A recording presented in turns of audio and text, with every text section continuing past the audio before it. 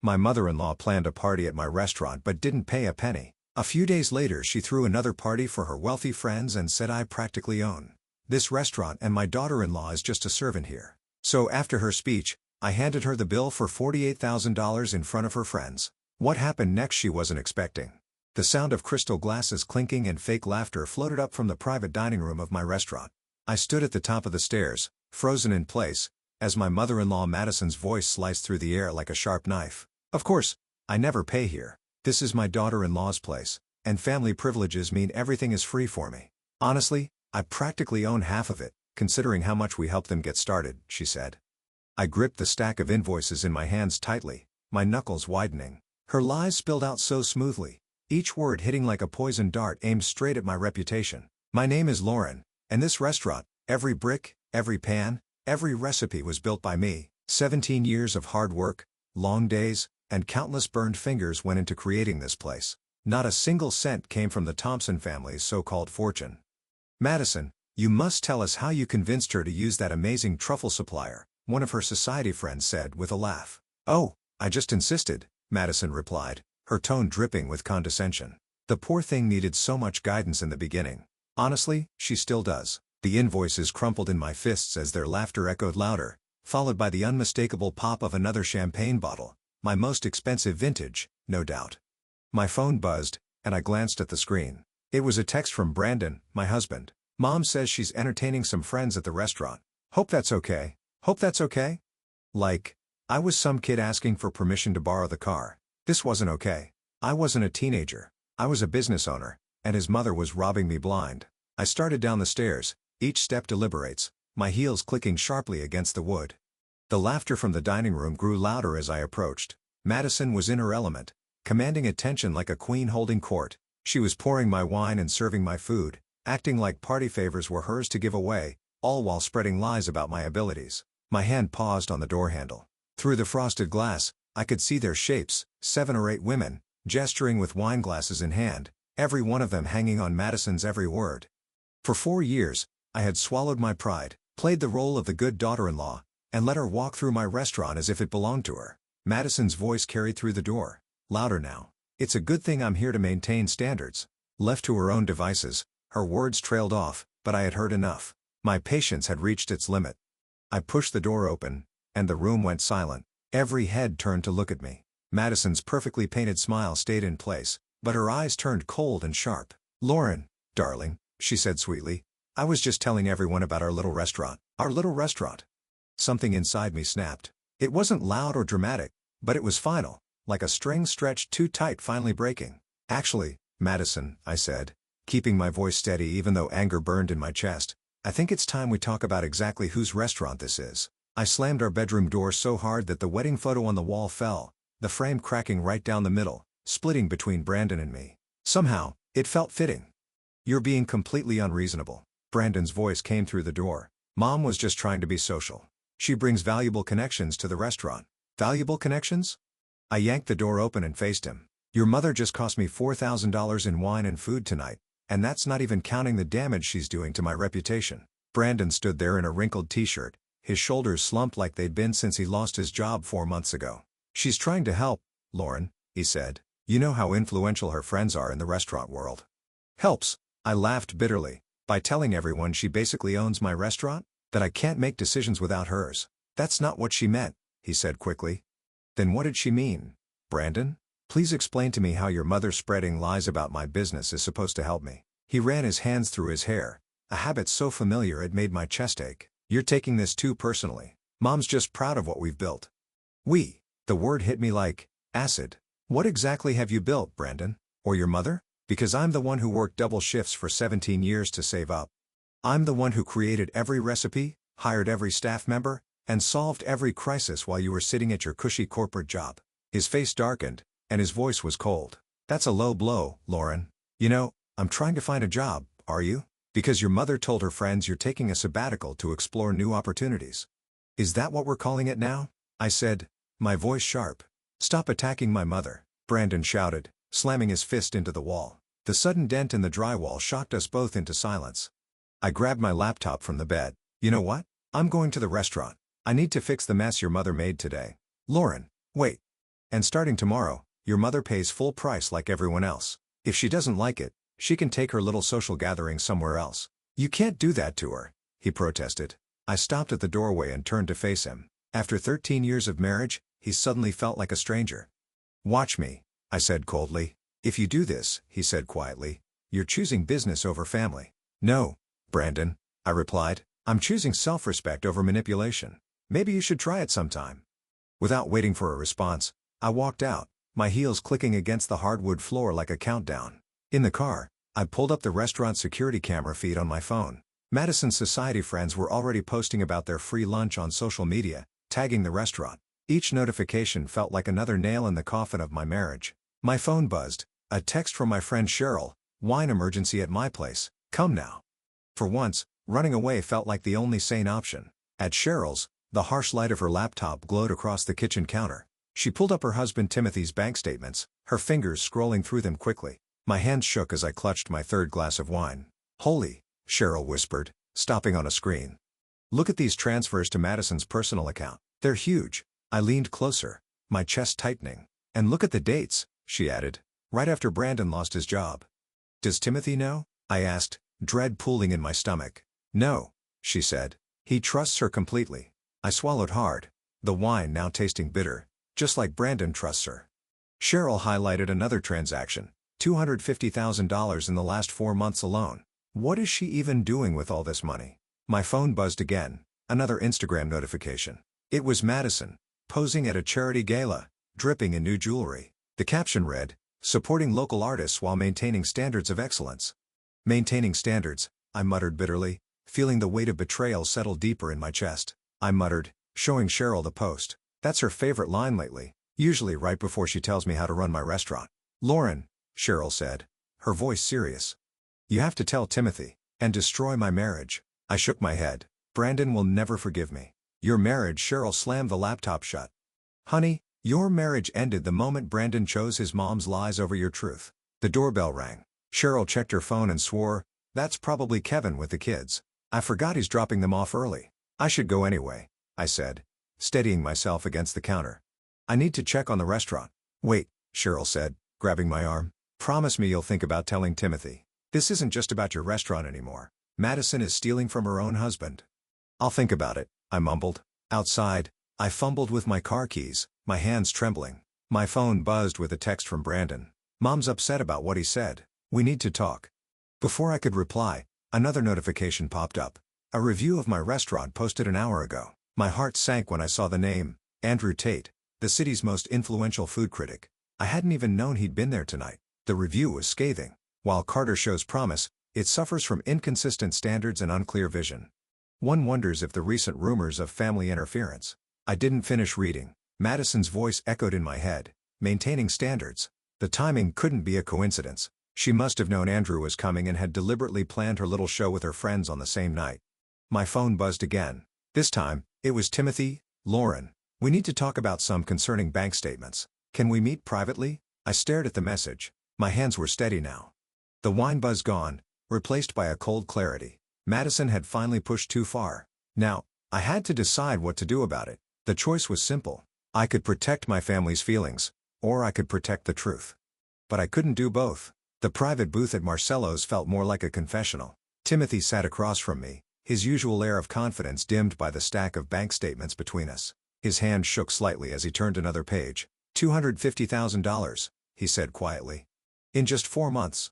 I stared at my untouched espresso. I'm sorry, Timothy. I shouldn't have, I began. But Timothy cut me off, his voice firm. No, he said. You did exactly the right thing, but there's something else you need to see. He slid another document across the table. It was a loan application. My restaurant's name was at the top, followed by Madison's signature and mine. Except I had never seen this document before. She's trying to take out a second mortgage on your restaurant, Timothy explained, using my name as collateral. The room seemed to spin. That's not possible. I never signed anything. Madison's always been good with signatures, Timothy said bitterly. Ask Brandon about his college acceptance letter sometime. My phone buzzed. It was Brandon again. Where are you? Mom's lawyer wants to talk about the restaurant's future. She says, we need to act fast. She's moving quicker than I expected, Timothy muttered, reading the text over my shoulder. Probably because of this, He handed me a familiar envelope, Andrew Tate's restaurant review. But this version was different from the one I'd seen before. It was the original draft, without the comments about family interference. Andrew's an old friend, Timothy explained. He called me this morning. He was furious about the unauthorized edits to his review. The puzzle pieces fell into place. Madison's social media campaign, the fake loan documents, the altered review. She wasn't just trying to control my restaurant, she was trying to destroy it. Why now? I asked, the words catching in my throat. Why after all these years? Timothy's eyes met mine. Because Brandon lost his job, he said. And with it, Madison lost her access to his corporate accounts. She needs a new source of income to keep up her lifestyle. Your restaurant is profitable, visible, and vulnerable. I finished the word bitter on my tongue. I'm meeting with my lawyer tomorrow, Timothy said. But you need to decide what you're going to do about Brandon. He's been helping her with some of this. The betrayal hit like a punch to the gut. My husband, my partner, the man who had vowed to stand by me through anything. My phone buzzed again, this time from an unknown number. Miss Carter, this is Andrew Tate. We should discuss your mother-in-law's interpretation of my review. Perhaps over dinner. I looked up at Timothy, seeing my pain mirrored in his face. We were both standing at the same crossroads. Protect the people we loved or protect the truth. I need to make some calls, I said, standing up. Starting with my lawyer. Timothy nodded. Some bridges, once burned, light the way forward, he said quietly. Andrew Tate's office felt more like an interrogation room than the workspace of a food critic. He spread out photos across his desk. Madison, at various charity events, each picture showing her wearing extravagant jewelry. Your mother-in-law has expensive taste, he said, tapping one photo. This necklace alone is worth more than most people make in a year. Timothy's money, I muttered, the words heavy with anger. I stared at Andrew, but he shook his head. That's the surprising part, he said, pulling up a spreadsheet. These purchases match perfectly with your restaurant's busiest nights, the nights Madison hosted her special events in the private dining room. My stomach turned. She was selling the jewelry here, in my restaurant. Andrew nodded. Pretty clever, actually. High-end pieces, cash transactions, all disguised as expensive wine purchases. He paused. Your husband managed the books during those events, didn't he? The room felt like it was spinning. Brandon's voice echoed in my head. Mom's just trying to help. All those nights he insisted on managing the private dining room. All those missing wine inventory reports. My phone buzzed. A text from Brandon. Where are you? Mom's lawyer is getting impatient. I have more, Andrew said quietly, drawing my attention back.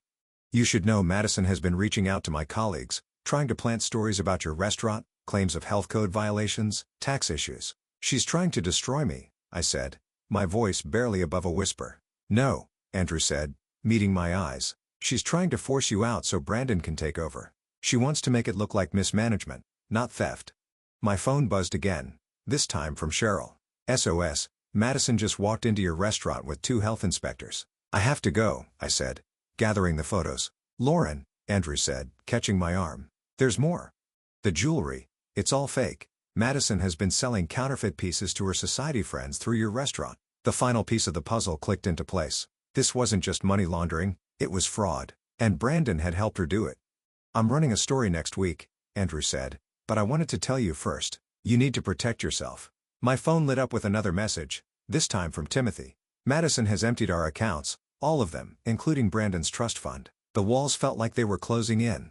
My restaurant, my marriage, my life, all built on lies. And now Madison was making her final move. I need your help, I told Andrew, my voice steady despite the storm inside me. But first, I need to make a call. I dialed my lawyer while staring at Madison's smiling face in the charity photos Andrew had shown me.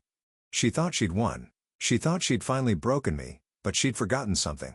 I had built my restaurant from nothing once before. I could do it again. What I couldn't do was trust my husband ever again.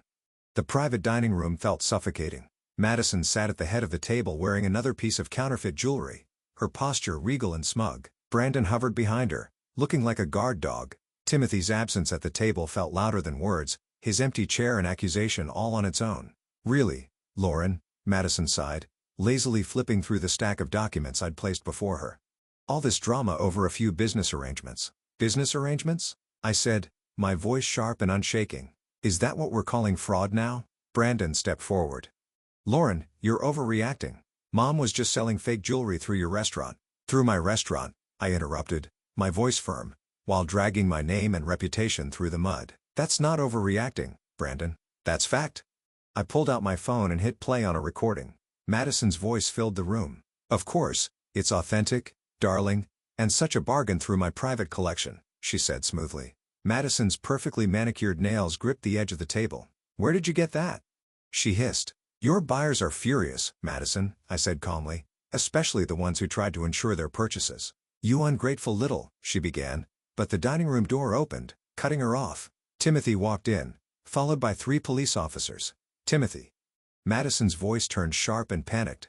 "What are you doing?" "His job," I said evenly as a member of the restaurant's board of directors. Brandon's face turned pale. "What's going on?" "What's going on," Timothy said, "is that your mother is under investigation for fraud, and you're an accomplice. You can't prove anything." Madison snapped, though her hands trembled as she reached for her wineglass. "Actually," Andrew Tate said, stepping in from the hallway with a digital recorder in hand, "we can prove plenty." Madison's wineglass shattered against the wall. She stood, her composure unraveling. "You planned this," she shrieked. "You vindictive little climber." "Mom, stop," Brandon's voice cracked. "Please." "Oh, now you grow a spine," I said, turning to him. "After helping her steal from your own father, after letting her destroy everything I built." "I didn't know," Brandon protested. "Liar," I said, the word burning on my tongue. "I saw the books, Brandon. The fake invoices. The missing inventory. You knew exactly what she was doing." The officers moved toward Madison. Her calm exterior broke completely. "This is your fault," she screamed, lunging across the table with her fingers curled like claws. Brandon caught her before she reached me, but not before she knocked over the stack of evidence. Photos, forged signatures, and bank statements spilled onto the floor. Proof of the stolen money, the fake jewelry sales, and the empty accounts. Timothy's voice was quiet but filled with pain. "I trusted you, both of you." The officers led Madison away as Brandon turned to me. "Lauren, please, I can explain." I stepped back, my heart breaking as I watched my marriage crumble in front of me. "Explain what, Brandon?" "How you helped her launder money through my restaurant? How you forged my signature on loan documents? How you let her ruin everything I worked for?" My phone buzzed a news alert. Madison's scheme was already making headlines, and my restaurant's name was plastered across every story. "I'm sorry," Brandon whispered, "but sorry couldn't fix a reputation. Sorry couldn't rebuild trust. Sorry couldn't save us." The courthouse hallway felt endless. Madison's society friends huddled in groups, whispering behind designer handbags as I walked past. Their faces were tight with anger and betrayal. Women who had discovered their precious jewelry was as fake as Madison's smile. "Ready?" Andrew asked softly, touching my elbow to steady me. Before I could answer, Brandon appeared, looking pale and haunted. "Lauren, please," he said. "Don't do this." "Do what, Brandon?" I asked, my voice steady. "Tell the truth," he said, desperation in his eyes.